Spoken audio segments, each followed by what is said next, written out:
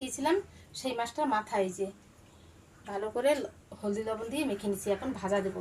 এই পাশে তেলও গরম হয়ে গেছে, কিন্তু তো এই মাছটা তো ফুটবে না।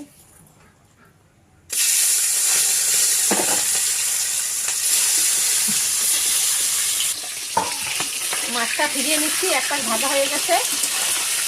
ও বাবা, কি ফুটে গেছে! এইখানে মাছ ভাজা হয়ে গেছে, নামিয়ে নিচ্ছি। মাছটা ফুটে আমার তো ভয় লাগে।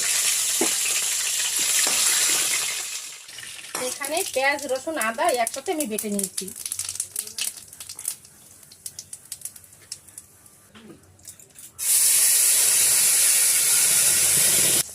আরে কমে নাই ছাড়েন।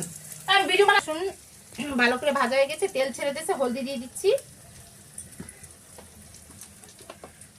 ধনে জিরের গুঁড়ি একসাথে দিয়ে দিলাম, কাশ্মীরি মরিচের গুঁড়ি 1 চামচ দিয়ে দিলাম,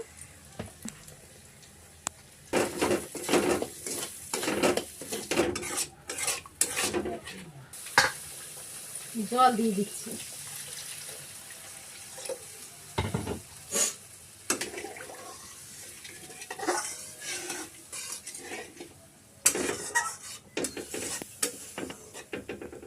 ঝোল ফুটে গেছে, মাছের মাথা দিয়ে দিচ্ছি।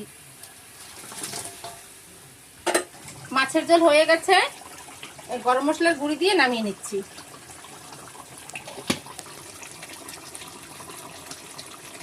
মাছের ঝোল হয়ে গেছে, নামিয়ে নিলাম।